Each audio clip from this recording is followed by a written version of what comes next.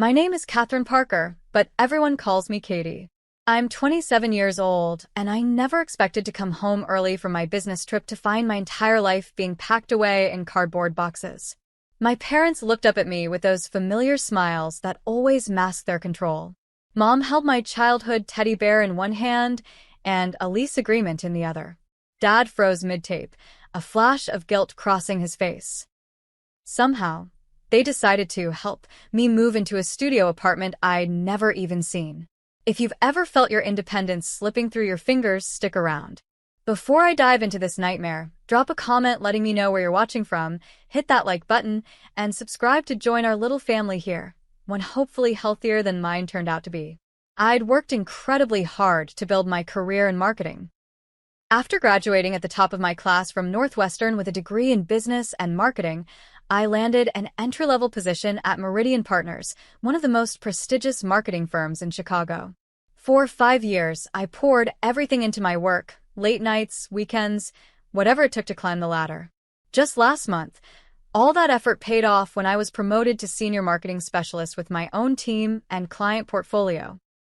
Despite my professional success, my living situation wasn't quite what you'd expect for someone my age. I lived in my parents' guest house on their sprawling suburban property in Northbrook, about 30 minutes outside Chicago. It wasn't that I couldn't afford my own place. I absolutely could. The arrangement started as a temporary solution after college while I paid down student loans, but somehow 3 months turned into 5 years. I paid rent, insisting on it actually, and maintained my independence as much as possible. The guest house had its own entrance, kitchen, and I handled all my own bills. My parents, Robert and Eleanor Parker, presented it as the perfect setup. Why waste money on rent when you could be saving for your future? Mom would say, usually followed by, "Besides, we love having you close."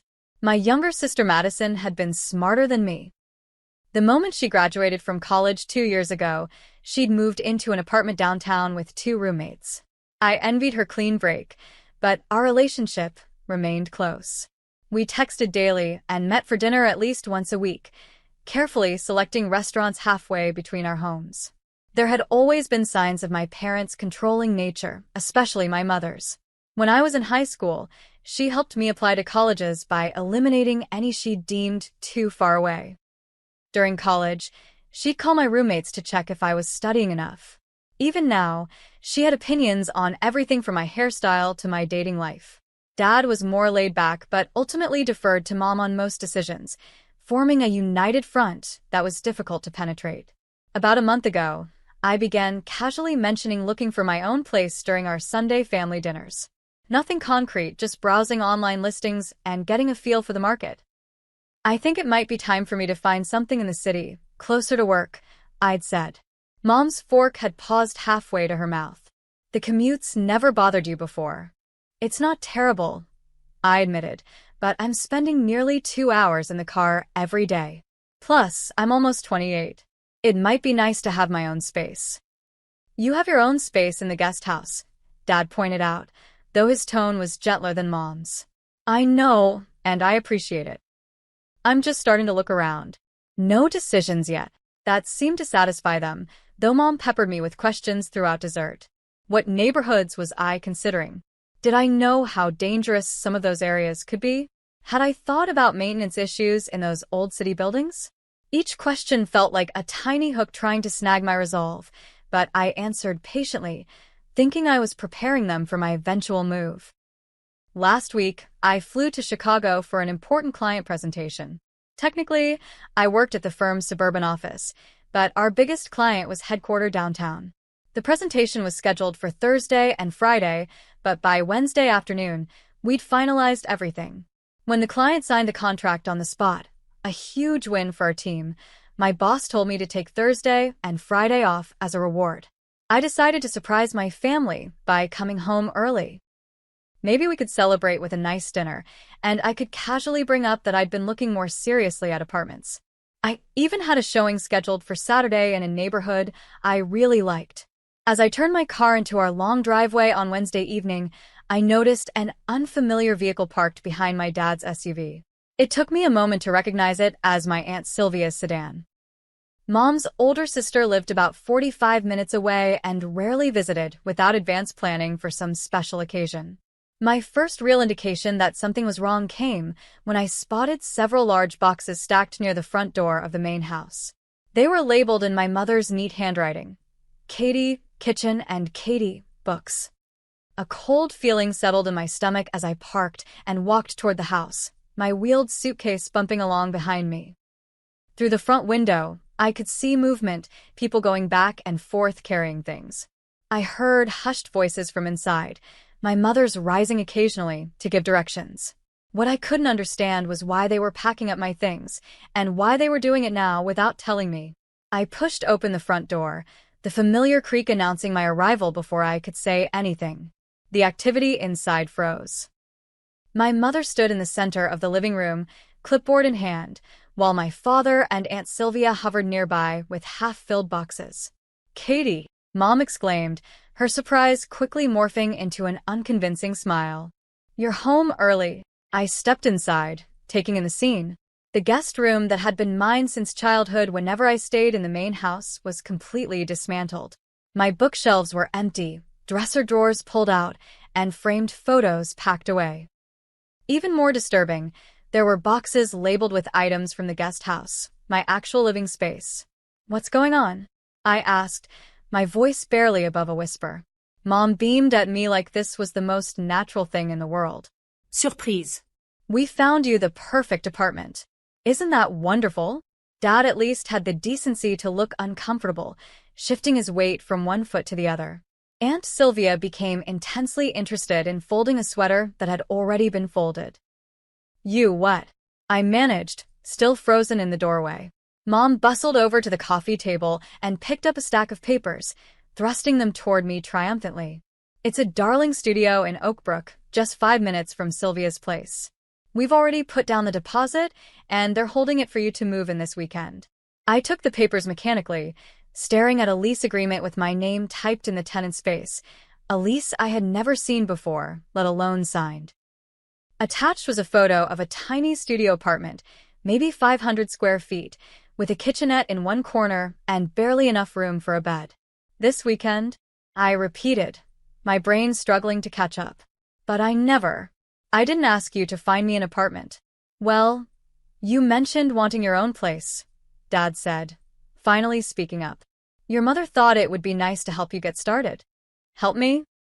I looked around at the boxes, the dismantled room, the invasion of my space and privacy. By packing up all my things without asking me? By signing a lease for an apartment I've never even seen? Mom waved away my concerns. "Oh, Katie, don't be dramatic. We know you've been busy with work. This way, everything's taken care of. The studio is perfect for a single young woman, and you'll be close to family. Sylvia can check in on you." The implications of that statement weren't lost on me. At 27 years old, with a successful career and living independently for years, my mother still thought I needed someone to check in on me. "I don't want to live in Oakbrook," I said, my voice growing firmer. "If I move, I want to be closer to downtown, near work." "Downtown?" Mom scoffed. "Those apartments are ridiculously overpriced, and the neighborhoods aren't safe. This studio is in a lovely, quiet area." "That's not your decision to make," I said, feeling anger rising to replace my shock. "I can choose where I want to live." "Katie," Mom said in that condescending tone I knew all too well, "we're just trying to help. You've been talking about moving out, but you haven't actually done anything about it." "I've been looking at places," I said. "I have a showing scheduled for Saturday." "Well, now you don't need it," she replied brightly. "Everything's arranged. The movers are coming Saturday morning. Sylvia and I have already measured for curtains." I walked further into the room, noticing with growing horror the extent of their invasion. On the dining table sat stacks of my personal items, photo albums, journals, even a box of letters from my college boyfriend that I'd kept in my bedside drawer. "How did you get all this stuff from the guest house?" I demanded, my voice rising. "That's my private space." Dad at least had the grace to look embarrassed. "Your mother thought it would be more efficient to start packing while you were away. You went through my things?" "All of my things." The violation felt physical, like a punch to the stomach. How did you even get in? We have keys, Catherine, Mom said, her tone suggesting I was being unreasonable. It's our property, after all. I pay rent, I shot back. I have tenant rights. You can't just enter whenever you want. Don't be ridiculous, Mom dismissed. We're family, not some landlord-tenant arrangement. I spotted my diary from last year among the items they'd packed, a journal where I'd written my most private thoughts, including frustrations about my parents' controlling behavior. The thought of my mother reading those pages made me feel physically ill. Stop, I said firmly. Stop packing. This ends now. Katie, Mom began, her tone turning defensive, after everything we've done for you. Eleanor, Dad interrupted, putting a hand on her arm. Maybe we should have discussed this with Katie first. There's nothing to discuss, Mom insisted. The deposit's paid. The lease is signed. This is happening. Aunt Sylvia, who had been silent until now, quietly set down the sweater she'd been pretending to fold. I think I should give you all some space to talk, she murmured, but continued packing even as she said it. I moved to the table and picked up my journal, clutching it protectively. Did you read this? I asked Mom, my voice shaking. Her slight hesitation told me everything I needed to know. How could you? I whispered. I needed to understand what you've been thinking, she justified. You've been so secretive lately, always on your computer, barely talking during Sunday dinners. The realization hit me like a wave. My computer, did you go through that too? Another telling hesitation. You did, didn't you? That's how you knew I was looking at apartments. You invaded my privacy completely. I saw those awful downtown listings you were looking at, Mom admitted without a hint of remorse. Ridiculously overpriced and in such questionable areas. I knew we had to step in before you made a terrible mistake. The depth of the violation was still sinking in. My parents hadn't just packed my things, they'd systematically invaded every private aspect of my life to maintain control over my decisions.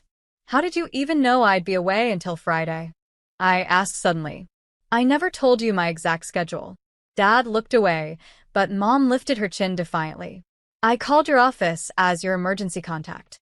That new assistant of yours was very helpful. You posed as me? I was aghast. That's completely inappropriate. It was necessary, Mom insisted. Otherwise, we wouldn't have had enough time to arrange everything. I looked at my father, hoping to find an ally, but he just shrugged helplessly. Your mother thought it would be a nice surprise, he offered weakly. The patterns of my entire life flashed before me. College applications mysteriously lost for schools more than 3 hours away, a scholarship opportunity my mother forgot to tell me about until after the deadline, boyfriends subtly criticized until I began to doubt the relationships myself. Even my career choice had been influenced by their constant comments about the stability of marketing compared to my original interest in photography. I reached for my phone to call Madison, needing someone sane to talk to, only to be sent straight to voicemail. Perfect timing for her phone to be off. Catherine, Mom said, using my full name as she always did when laying down the law. I know you're upset, but you're overreacting. This is for your own good. My own good, I repeated incredulously. How is violating my privacy and making decisions about my life without my input for my own good? You're not thinking clearly about this, she continued. The studio is perfect for a single woman. You don't need all that space you were looking at downtown. That's not for you to decide. Well, someone needs to make sensible decisions here, she snapped, her facade of helpfulness finally cracking. You clearly aren't ready to make these choices on your own. The implication that at 27, with a successful career and independent life, I somehow wasn't capable of choosing my own apartment was the final straw. Put everything back, I demanded. Now. I'm not moving into that studio. It's too late, Mom replied coldly. The deposit is non-refundable. That's your problem, not mine, I said, surprising myself with my firmness. I never asked you to do any of this. After all we've done for you, she began, her voice rising, this is the thanks we get. It was the beginning of a familiar script, one I'd heard throughout my life whenever I pushed back against their control. The guilt trip, the reminder of all I owed them, the implication that independence equaled ingratitude. For the first time, I wasn't going to play my part. "What exactly have you done for me that gives you the right to make my decisions?" I asked, my voice steady despite the storm inside me. Because from where I'm standing, this looks like control, not love. Mom's eyes widened in shock. This wasn't how our arguments usually went. Typically, I'd get emotional, she'd remain cool and reasonable, and eventually I'd give in to keep the peace. "Control?" she repeated incredulously. "We've given you everything. A place to live, support for your career. I pay rent." I interrupted. "I've been financially independent since graduation. And as for my career, you try to talk me out of taking my current job because it wasn't the safe choice you wanted." "We only want what's best for you," Dad interjected, trying to defuse the situation. "No," I said firmly. "You want what you think is best for me, which isn't the same thing." Mom's face hardened. "This apartment is happening, Catherine. We've already given notice on the guest house." The words hit me like a physical blow. "You what?" "We gave notice," she repeated. "Your cousins Thomas and Amber need a place to stay while their house is being renovated. They're moving into the guest house next month." Without asking me? I was nearly shouting now. "That's my home. You can't just decide I'm moving out." "It's our property," Mom said coldly. "And it's time you had your own place anyway. The studio is perfect." "It's half the size I need," I protested. "And Oakbrook? I'd be commuting an hour and a half each way to work." "You could look for a job closer to home," Mom suggested, as if changing the career I'd built for 5 years was a simple matter. "This is insane," I muttered, running my hands through my hair. "Completely insane." I turned to my father, hoping for some support. "Dad, you can't think this is okay." He looked uncomfortable but shrugged. "Your mother has put a lot of thought into this, Katie. The studio really is nice and the neighborhood is safe." "That's not the point." I was struggling to make them understand. "The point is that this is my life, my decision." I walked over to one of the open boxes and peered inside, then felt my heart drop. "Where's my grandmother's jewelry box?" It had been a special gift from my dad's mother before she passed away. Mom and Dad exchanged glances. "Mom?" I prompted, a new fear taking hold. "Where is it?" "Well," Mom began, not quite meeting my eyes, "since you weren't using it much, I thought Amber might appreciate having it." "You gave away my grandmother's jewelry box?" I was incredulous. "Without asking me?" "You have so many things you never use," Mom justified. "We thought it made sense to pass some items on to family who could use them." "What else?" I demanded, looking around frantically. "What else did you give away?" Neither of them answered immediately, which told me everything. "The antique desk from the guest house," I asked, remembering the piece I'd refinish myself in college. Dad looked away. "My photography equipment from college?" Mom stiffened. "You haven't used that in years. Thomas's daughter is interested in photography, so you just gave it away?" I finished, my voice breaking. "Do I own anything in your eyes? Or is everything just yours to distribute as you see fit?" "Don't be dramatic," Mom snapped. "They're just things. They're my things," I shouted, no longer caring about keeping my composure. "Things that matter to me, that have meaning and memories attached." Aunt Sylvia finally spoke up. "Eleanor, maybe you should have asked Katie first." "Stay out of this, Sylvia," Mom said sharply. "This is between us and our daughter." I felt tears welling up, but fought them back. "This is beyond control," I said quietly. "This is a complete disregard for me as a person." "We're your parents," Mom insisted. "Everything we do is because we love you." "This isn't love," I replied. "This is ownership." The room fell silent at that. Even my mother seemed momentarily stunned. Dad was the first to speak. "Katie, that's not fair." Not fair?" I laughed bitterly. "You know what's not fair? Coming home to find my life being packed up without my permission. Having my privacy violated. Finding out my home has been given away and my possessions distributed to relatives." I moved toward the door, needing to escape before I completely broke down. "Where are you going?" Mom demanded. Away from here, I said simply. I can't be in this house right now. Catherine Elizabeth Parker, don't you dare walk out that door. Mom called after me, using her full name ultimatum voice that had worked so well when I was 16.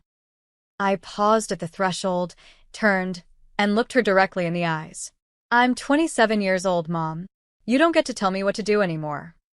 With that, I walked out, ignoring her calls behind me. I got into my car, hands shaking so badly I could barely grip the steering wheel. Tears blurred my vision as I backed out of the driveway, with no clear destination in mind. I ended up at Jefferson Park, a small green space about 15 minutes from my parents' house, where I used to come as a teenager when I needed space to think. Sitting on a bench by the small pond, I let the tears flow freely as the magnitude of what had happened washed over me. My phone buzzed incessantly with calls from both parents, which I ignored. After about 20 minutes, a text from Madison finally came through. What happened? Mom's freaking out. I didn't have the emotional energy to explain everything via text, so I simply replied, Parents packed up my stuff to move me without asking. Gave away my things. I left. Can I call you later? Her response was immediate. OMG. Yes, call whenever. Are you okay? No, iti pa tu Ashley. Not even close. As the sun began to set over the park, I sat alone, feeling utterly betrayed by the people who were supposed to love me most in the world. The worst part wasn't the apartment, or even the invasion of privacy. It was the realization that my parents didn't see me as an autonomous adult capable of making my own decisions. In their eyes, I was still a child to be managed and directed. The thought was devastating. As twilight settled over the park, the full weight of what had happened crashed down on me. My parents hadn't just overstepped, they had systematically dismantled my life without my consent. The guest house wasn't just a place I stayed, it was my home. I had built a life there, created a space that was entirely mine, and now it was being handed over to cousins I barely saw twice a year. I scrolled through my phone, looking at the missed calls from my parents. 10 from Mom, 3 from Dad.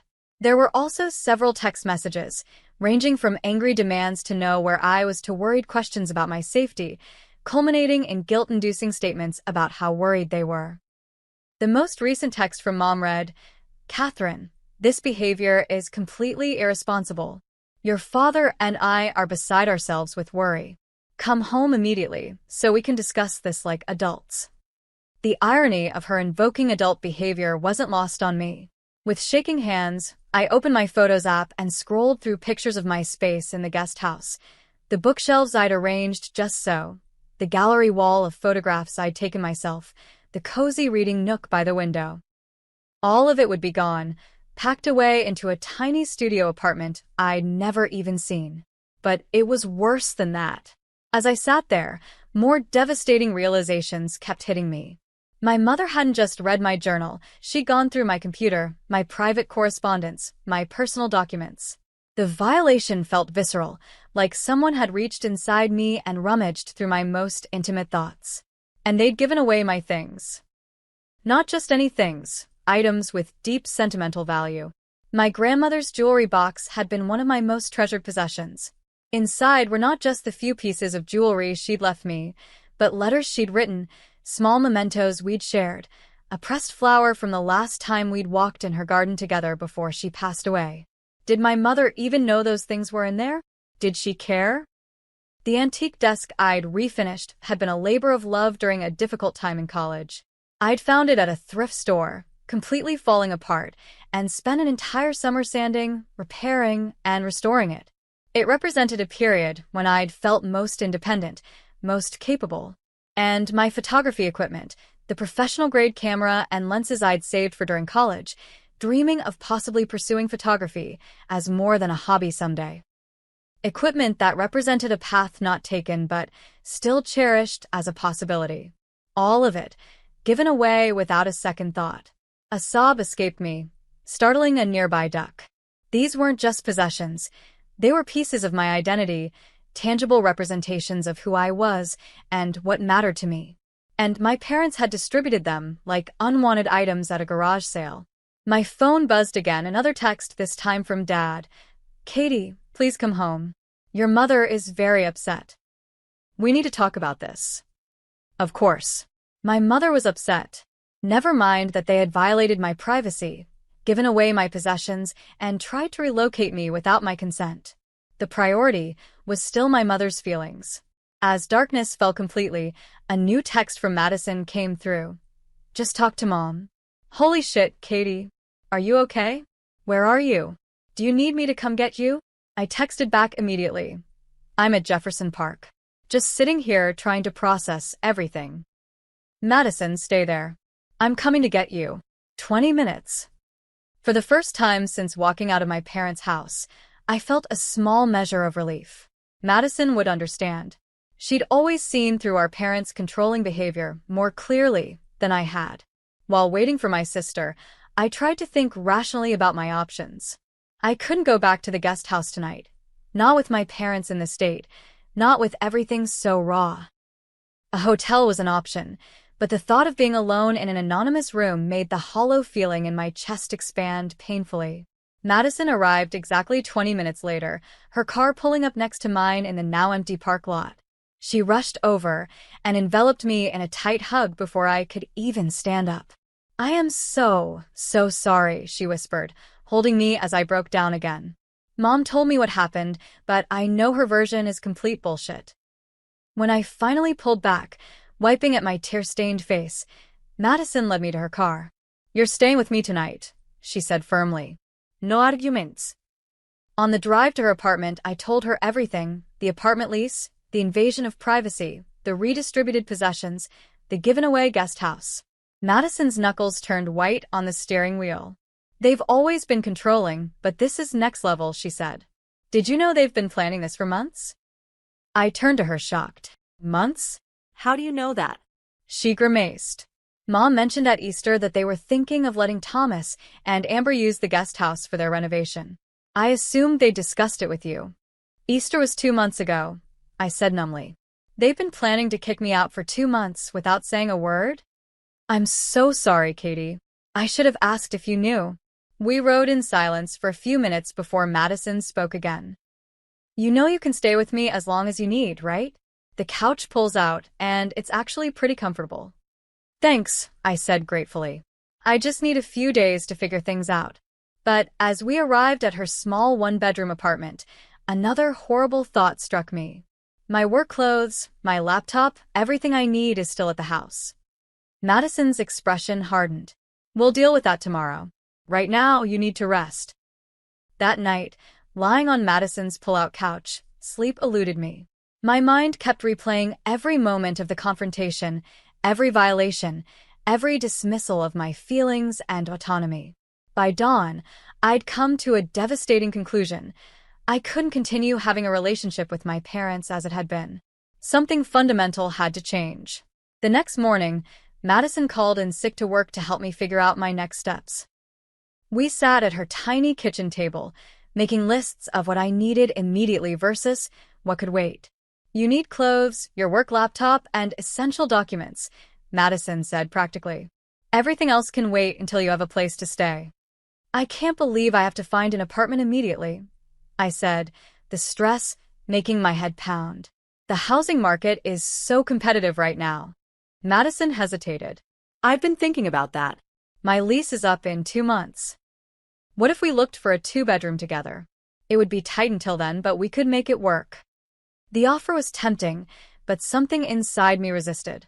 I think I need to do this on my own, I said slowly. I've been letting other people make decisions for me for too long. She nodded, understanding immediately. Then we find you your own place. But my offer stands if you change your mind. My phone buzzed with another text from Mom. Catherine, this has gone on long enough. Your father and I expect you home today. The movers are coming tomorrow morning for your things. This studio apartment is non-negotiable at this point. The audacity was breathtaking. Even now, after everything, she was still trying to dictate terms. I showed Madison the text, and her eyes widened. Non negociable. Is she serious? Completely, I said grimly. That's how it's always been. Their way or nothing. And what happens if you just refuse to move into the studio? I considered the question. I guess they're stuck with a lease they can't use. But they've already given away the guest house, so I'd still be homeless. Madison squeezed my hand. Not homeless. You have me. As we sat there planning, my phone rang. It wasn't my parents this time, but Alicia Ramirez, a colleague from work who had become a good friend over the last year. Katie, she exclaimed when I answered. I've been trying to reach you. Congratulations on landing the Peterson account. The whole office is buzzing about it. The Peterson account. In all the chaos, I'd completely forgotten about my professional triumph. Thanks, Alicia, I said, trying to inject some enthusiasm into my voice. She paused. Are you okay? You sound strange. Before I could stop myself, the whole story came pouring out. Alicia listened without interrupting, making only occasional sounds of disbelief or outrage. When I finished, she didn't hesitate. You're coming to stay with me, she declared. I have a 2-bedroom apartment, and my roommate moved out last month. I've been looking for someone to take the 2nd bedroom anyway. Alicia, I can't impose. It's not imposing if I'm offering, she cut me off. The room is sitting empty. Rent would be reasonable. Whatever you were paying for the guest house is fine. No strings attached. Are you sure? I asked, hope rising for the first time since this nightmare began. Absolutely positive. And the best part? I live in River North, exactly the neighborhood you were looking at for apartments. You'd be 15 minutes from the office. The offer was almost too good to be true. A room in a neighborhood I loved, with someone I trusted, available immediately. Can I think about it? I asked, needing to process this unexpected lifeline. Of course, Alicia said. The offer stands whenever you're ready. After hanging up, I looked at Madison, who had heard my side of the conversation. That sounds perfect, she said, smiling. And it would give you time to find your own place without pressure. For the first time in 24 hours, I felt a glimmer of hope. I had options, real options that I could choose for myself. But first, I needed to face my parents and reclaim what was mine. As Madison and I sat in her apartment strategizing, a strange calm settled over me. This crisis, as painful as it was, had brought something into crystal clear focus. The pattern of control had been present my entire life, and I had been enabling it. I remembered a conversation with my work mentor, Janet, several months earlier. We'd been discussing a difficult client, and I'd mentioned my tendency to give in to unreasonable demands to keep the peace. Setting boundaries isn't just about what you say no to, Janet had told me. It's about defining who you are and what you'll accept in your life. The hardest boundaries to set are with the people who don't believe you have the right to have any. At the time, I'd thought she was just talking about client relationships. Now I realized how profoundly her words applied to my family situation. This is my breaking point, I said aloud to Madison. I can't keep living like this. Madison nodded, understanding immediately. What do you want to do? I'm going to take Alicia up on her offer, I decided. It's the perfect solution for now. But first, I need to get my essential belongings from the house. I'll come with you, Madison said firmly. You shouldn't face them alone. I shook my head. I need to do this myself. But would you mind being my backup? Maybe wait in the car? Absolutely, she agreed. And I'm calling Alicia to join us. The more support you have, the better. Alicia readily agreed to meet us at my parents' house. Safety in numbers, she said. Plus, I have a SUV with plenty of space for your things. Before leaving, I took some time to prepare myself mentally. This confrontation would be different from any I'd had with my parents before. I wouldn't be emotional, defensive, or seeking their approval. I would be clear, firm, and focused on my own needs. I also took practical steps to protect myself. I called my bank to ensure my parents weren't listed on any of my accounts and couldn't access my finances. I emailed my boss explaining I needed emergency personal leave for Friday, promising to be back Monday with a completed Peterson presentation. I even made an appointment with a therapist Alicia had recommended, recognizing I would need professional help to process this family trauma. By mid-afternoon, we were ready. Madison drove us to the familiar suburban street where I'd grown up, parking across from the house. Alicia arrived minutes later, giving me a fierce hug before we approached the front door together. I took a deep breath and rang the doorbell, a symbolic act, as I still had my key, but I wanted to establish from the start that this was no longer my home. Mom opened the door, her expression morphing from hope to wariness when she saw Madison and Alicia flanking me. "Catherine," she said stiffly. "Finally decided to come home, I see. And you've brought friends." "Support," I corrected.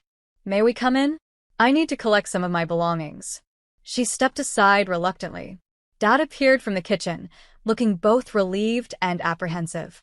"Katie," he said, moving toward me for a hug that I subtly stepped away from. "We've been so worried." "I let you know I was safe," I said evenly. "I stayed with Madison last night." The living room still contained stacks of boxes with my possessions, though fewer than yesterday. I noticed several were now missing. "Where are the rest of my things?" I asked. Mom lifted her chin. "We continued packing while you were having your episode. Some boxes are already at the studio." The casual dismissal of my legitimate distress as an episode might have derailed me in the past, but today I refuse to be sidetracked. "I'm not moving into the studio," I said clearly. "I've found my own place." "Don't be ridiculous," Mom scoffed. "The lease is signed. The deposit is paid. It's a done deal." "Not by me," I pointed out. "I never signed anything, never agreed to this arrangement. Whatever financial commitments you've made are yours to deal with." Dad stepped forward, ever the mediator. "Katie, be reasonable. Your mother has gone to a lot of trouble." "That's exactly the problem," I interrupted, surprising him. "This was never her decision to make." None of this was. Taking a deep breath, I delivered the speech I'd been rehearsing all morning. "For my entire life, you've made decisions for me without my input or consent.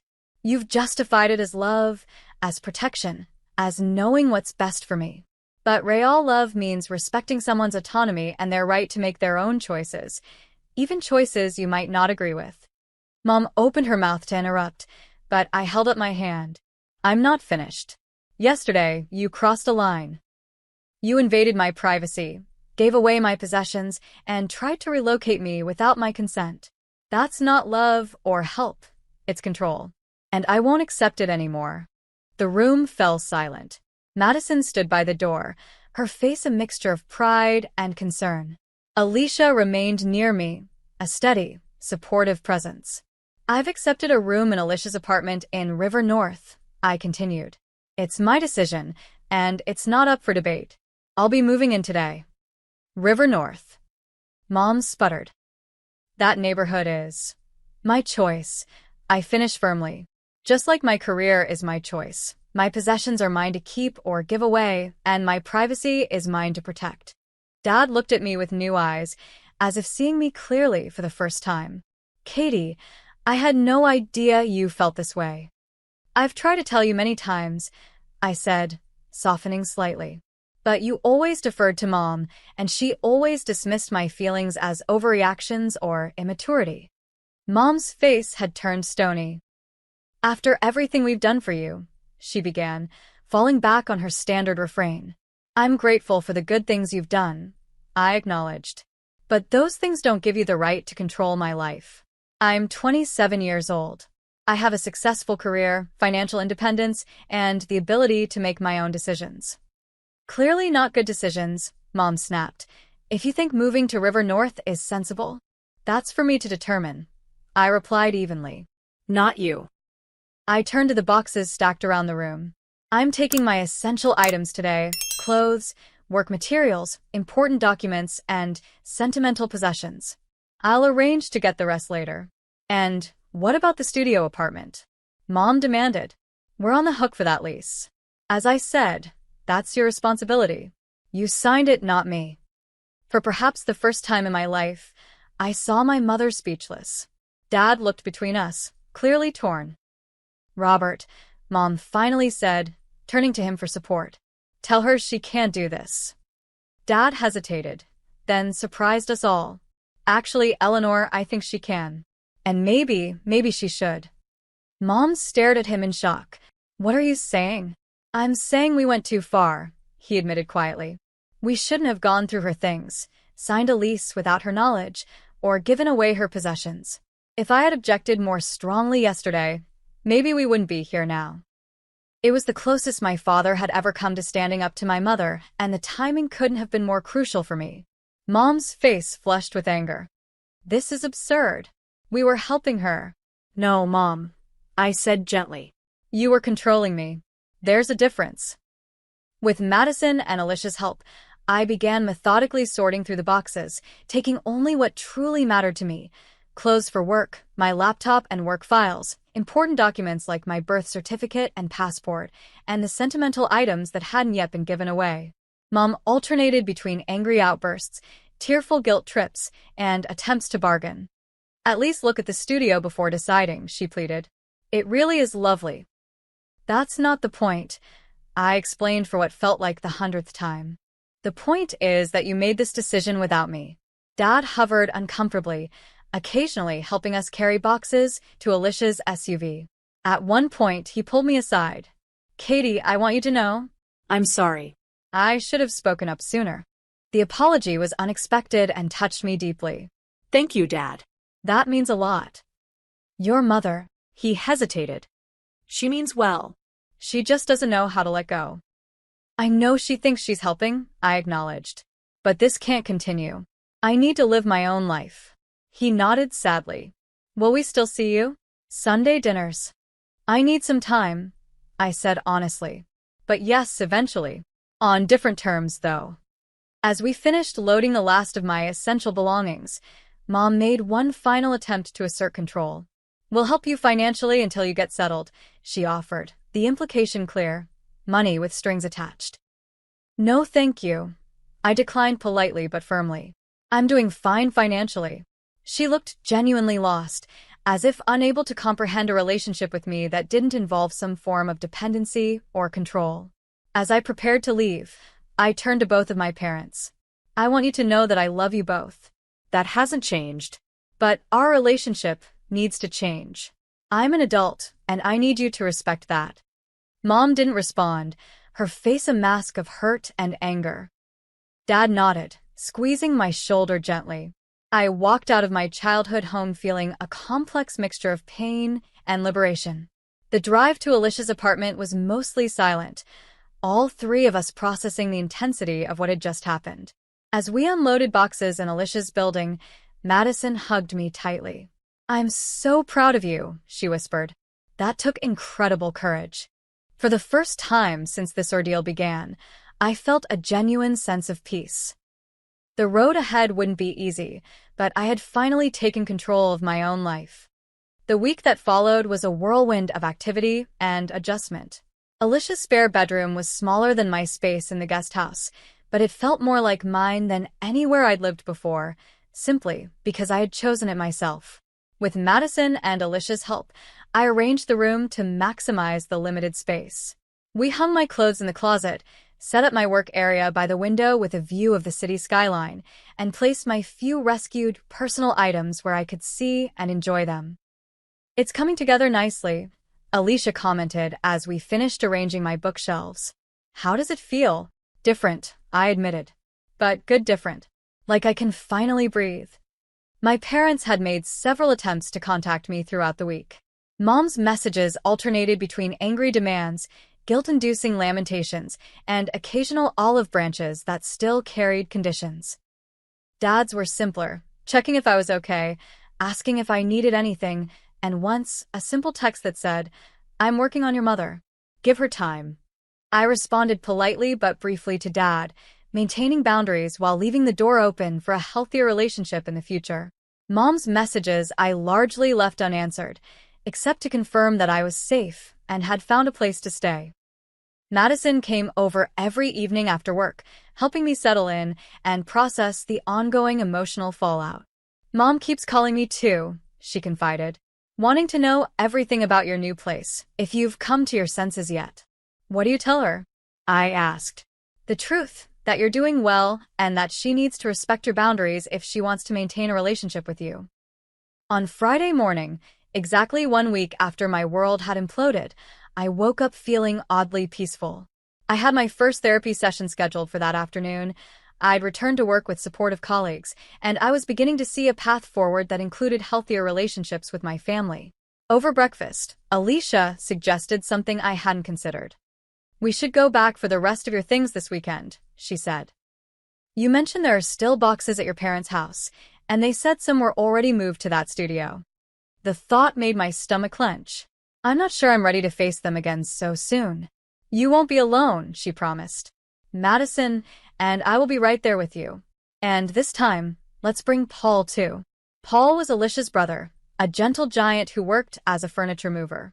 "Strength in numbers," Madison agreed when I called her with the plan. "Plus, having a man there might make Mom behave better. She always puts on her perfect mother act around strangers." We agreed to go on Saturday morning. I spent Friday evening making a detailed inventory of what remained at my parents' house and what might have been taken to the studio apartment, whose address I'd gotten from the lease papers. Saturday dawned bright and clear. I felt a surge of determination as our small convoy, Madison's car, Alicia's SUV, and Paul's pickup truck, pulled up to my parents' house. This time, I didn't ring the doorbell. I used my key, calling out as we entered. Mom? Dad? "It's Katie. We've come for the rest of my things." Dad appeared from the kitchen, looking surprised but not unhappy to see us. "Katie, good to see you. Your mother is out at her garden club meeting." The timing wasn't accidental, I was sure. Madison caught my eye and gave a subtle thumbs up. This would be much easier without Mom's emotional volatility. "These are my friends." I introduced everyone. "We're here to collect the rest of my belongings, including anything that might have been taken to the studio apartment." Dad nodded, looking relieved. "Most of your things are still here. We only took a few boxes of kitchen items to the studio." He hesitated, then added, "About that apartment, I've spoken with the landlord. He's willing to let us out of the lease with just the deposit as a penalty." This was unexpected. "Really? That's good news." "It was the right thing to do," Dad said simply. "Your mother doesn't know yet, so I won't mention it," I promised, touched by this small act of rebellion on his part. With everyone helping, we worked efficiently. Paul and Alicia focused on the larger items, my dresser, desk chair, and the few pieces of furniture that were truly mine. Madison and I sorted through the remaining boxes, separating what I wanted to keep from what could be donated or left behind. Dad hovered nearby, occasionally offering help or information about where certain items had been stored. During a moment when the others were carrying boxes to the vehicles, he approached me hesitantly. "Katie, I owe you an apology," he said quietly. "A real one, not just the quick one I gave last week." I stopped sorting and gave him my full attention. "I've always known your mother can be overwhelming," he continued. "But I told myself it was just her way of showing love. I never stepped in when I should have, never stood up for you when her control became unhealthy." "Why not?" I asked, not accusingly, but genuinely wanting to understand. He sighed heavily. "Part of it was the path of least resistance. Your mother is a force of nature when she's set on something. But if I'm honest, I also failed to see how much it was hurting you. I thought you were like me, able to let her controlling tendencies roll off your back." "It never rolled off my back, Dad," I said gently. "I just got better at hiding how much it hurt." He nodded, looking genuinely pained. I see that now. "And I'm trying to do better. I've suggested we both see a counselor to work on healthier relationships with you and Madison." This was so unexpected that I momentarily couldn't speak. "Mom agreed to counseling?" I finally managed. "Not yet," he admitted. "But I'm not giving up. Seeing you walk out last week, it was a wake-up call. I don't want to lose my daughter, because we couldn't respect her as an adult." Impulsively, I hugged him, the first real contact we'd had since this whole ordeal began. "Thank you, Dad." "That means a lot." By early afternoon, we had retrieved everything that mattered to me, including making a trip to the studio apartment to collect the few boxes that had been delivered there. I was surprised by how small and cramped the studio actually was, confirming my instinct that it would have been completely wrong for me. As we finished loading the last items into Paul's truck, Dad handed me a small wooden box I didn't recognize. "What's this?" I asked, opening it to find my grandmother's jewelry box inside, along with all its contents. I tracked it down from Amber, he explained. Told her there had been a misunderstanding. The desk and photography equipment are being returned too. I can have them delivered to your new place when they arrive. Tears sprang to my eyes. Thank you, I whispered, clutching the box to my chest. As we prepared to leave, Dad asked hesitantly, would it be okay if I called you sometime? Just to check in? I'd like that, I said sincerely. Maybe we could have lunch next week? Just us. His face brightened. I'd like that very much. We had just finished loading the vehicles when another car pulled into the driveway. My mother emerged, her expression darkening as she took in the scene, the loaded vehicles, my friends, and me clearly in the process of removing my remaining possessions.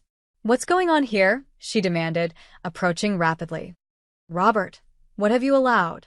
Before Dad could respond, I stepped forward, keeping my voice calm and even. Hello, Mom. I came to collect the rest of my things. Without even calling first, she said indignantly. This is still our home, Catherine. I know, I acknowledged. And I appreciate Dad helping us today. She looked at the loaded vehicles, her expression a mixture of anger and something that might have been fear. So, this is really happening? You're really leaving? I already left last week, I reminded her gently. Today I'm just collecting my belongings. She turned to Dad accusingly. And you helped her? Behind my back. Dad straightened his shoulders in a way I'd rarely seen. It's her property, Eleanor. She has every right to it. Mom's eyes widened at this uncharacteristic defiance. She turned back to me, her voice taking on the wounded tone I knew so well. After everything we've done for you, this is how you repay us? Sneaking in while I'm out, turning your father against me? In the past, this approach would have worked. I would have felt guilty, defensive, eager to smooth things over. But therapy, even just one session, had helped me see this dynamic more clearly. Mom, this isn't about repayment or taking sides, I said calmly. It's about me making my own decisions as an adult. I love you, but I need you to respect my boundaries. Boundaries? She repeated as if it were a foreign word. We're your parents. Yes, you are. And I'll always be your daughter. But I'm also an adult with the right to make my own choices. She looked at me as if seeing a stranger. Perhaps, in a way, she was. The daughter she'd always been able to control was gone, replaced by someone who could stand firmly in her own power. We're leaving now, I said, gesturing to my friends who had been watching this exchange tensely. Dad has my new address if you'd like to send mail. And when you're ready to talk, really talk without trying to control the outcome, I'd be happy to hear from you. With that, I walked to Madison's car and got in, watching through the window as Dad put his arm around Mom's rigid shoulders. As we drove away, I felt no triumph or vindication, only a mix of sadness and hope.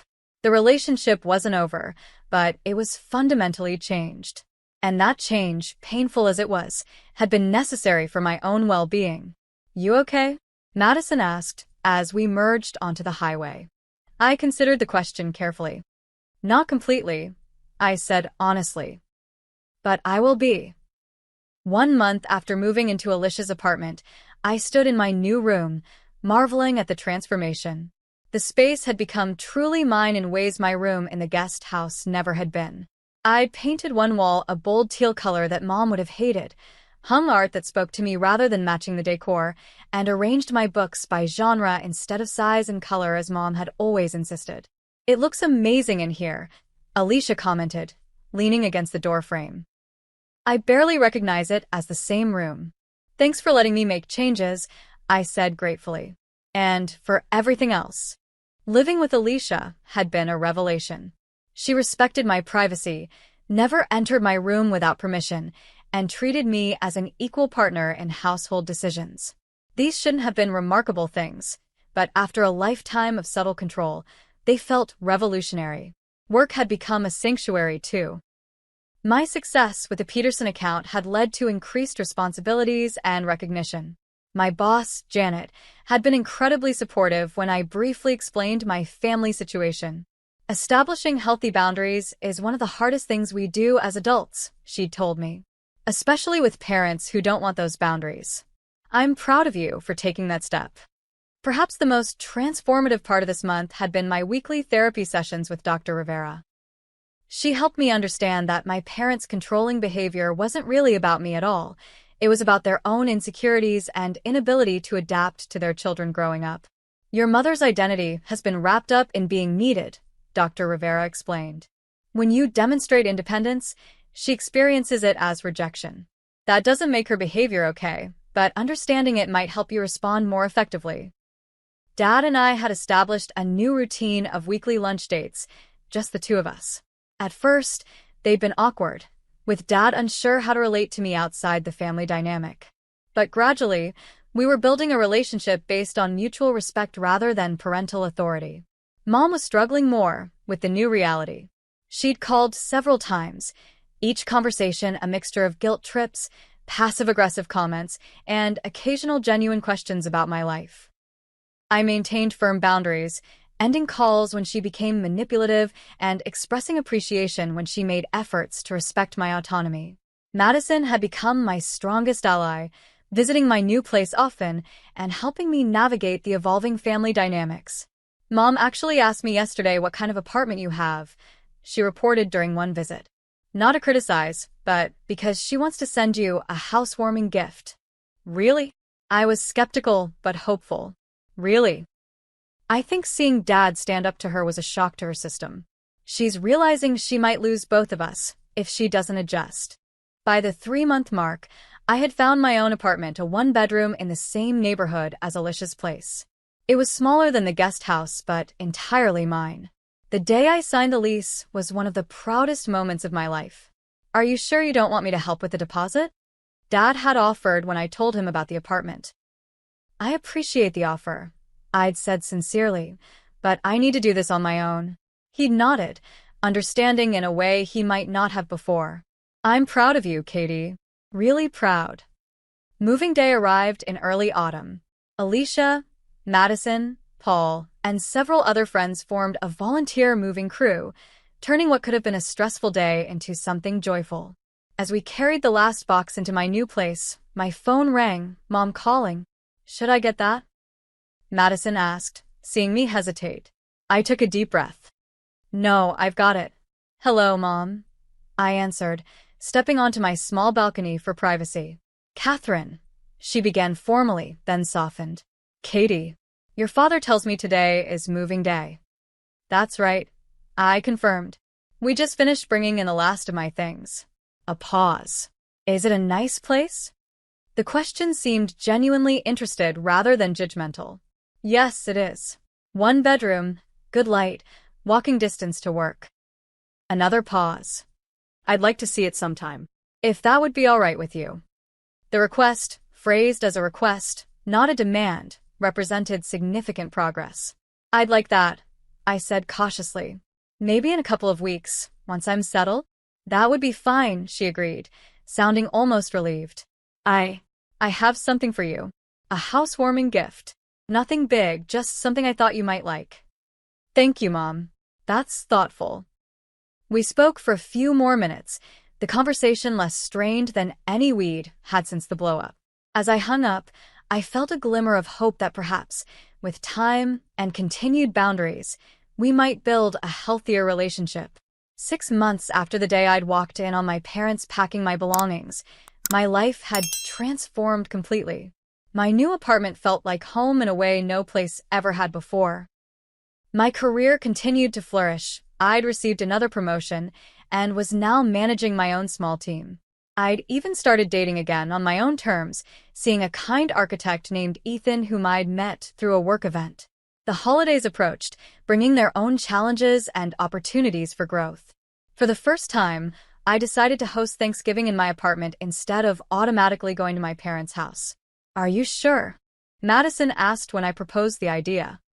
Your place is great, but it's not exactly designed for big family dinners. It'll be cozy, I insisted, and important for everyone to see this as my home, not just a temporary stopping place until I come to my senses and move back to the suburbs. To my surprise, Mom didn't resist the idea. "We'll bring the pumpkin pies," she offered. "Your father's making his special cranberry sauce too." When Thanksgiving arrived, I felt a strange mix of nerves and excitement as I prepared my apartment. I'd bought a small dining table that just barely fit in my living area, supplemented with folding chairs borrowed from friends. The kitchen was tiny, but I'd carefully planned a menu I could manage in the limited space. When my parents arrived, Mom hovered at the threshold for a moment, taking in the space with curious eyes. "It's lovely, Katie," she said finally, and I could tell she meant it. "You've made it very much your own." The meal wasn't perfect. The turkey was slightly overdone, and we had to use the coffee table as a sideboard for extra dishes. But it was authentic in a way family gatherings had never been before.